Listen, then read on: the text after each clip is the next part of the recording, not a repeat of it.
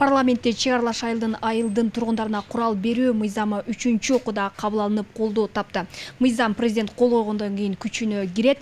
Демиргечилердин айтымында чек арага чектеш жашаган элдин талабынан чек арадагы акыркы окуялардан улам бул мыйзамды иштеп чыгуу зарылдыгы келип чыккан. Мыйзам долбооруна ылайык чек арага канатташ жашаган элге курал берүү процедурасы жөнөкөйлөштүрөт, анын жол жобосун Ички иштер министрлиги иштеп чыгышы шарт. Аталган долбоор буга чейин парламенттин 5 комитетинде каралган. Аны жогорку кеңештин 81 депутаты демилгелеген. Демилгечилердин бири Марлен Маматалиев өлкөнүн чек ара аймактарын коргоо жөндөмдүүлүгүн арттыруу максатында иштелип чыкканын айтат.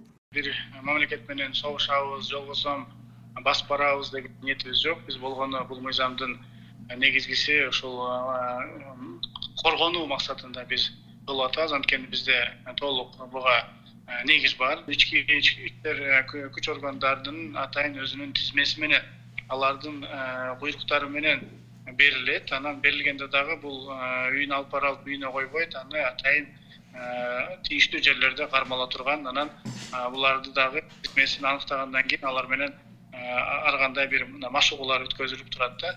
Бул Баткен облусундагы жана Алай Чоң Алай райондорундагы чек ара тилкелерине жакын жайгашкан аймактагыларга тиешелүү экени айтылды. Чек арага чектеш жашаган элге тышкы коркунуч жаралган учурда мергенчилерге атайын даярдыктан өткөн жарандарга курал колдонуу укугу берилет.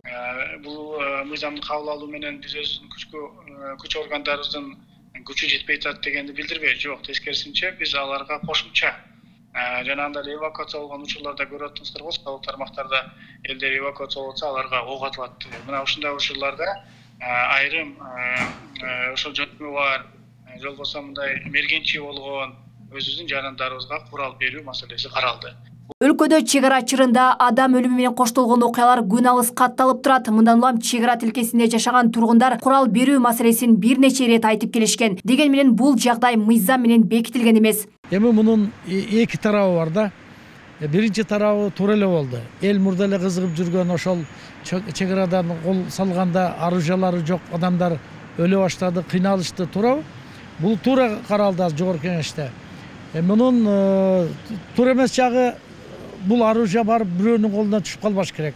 Мен айтканым бир терс адамдарга бар, атайын куралды күтүп жүргөн адамдар бар. Бирөөдөн атып коюшу мүмкүн, өч алып коюшу мүмкүн, ушулар бар.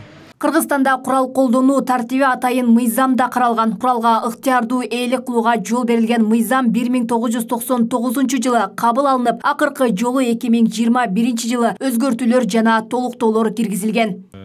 Шарттар бар. Ошол эле мезгилде курал жөнүндө мыйзамдын 15-беренесинин талаптарында көрсөтүлөт. Куралды алгандан кийин, Кыргыз Республикасынын жаран алгандан кийин ал 5 жылдык мөөнөткө чейин уруксаты берилет деп туруп.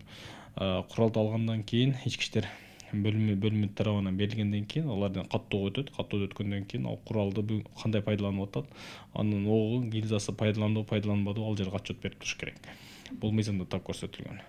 Эгерде ар 5 жыл сайын мөөнөтү келгенде ал куралды пайдалануу жана иштетүү боюнча дагы узартып турат. Мыйзам күчүнө кирсе, керектүү учурда президент аскердик абал киргизбей туруп эле жарым-жартылай мобилизация жарыялай алат. Ага ылайык мобилизациялык даярдык жана мобилизация жөнүндө Кыргыз Республикасынын жарандарынын жалпыга бирдей аскердик милдети жөнүндө, аскердик жана альтернативдик кызматтар жөнүндө, курал жөнүндө жана чек ара ыйгарым укуктуу өкүлдөрү жөнүндө мыйзамдарына өзгөртүү киргизилет. Алмагүл Эркебагызы, Бектурмойдунов, Ош ТВ.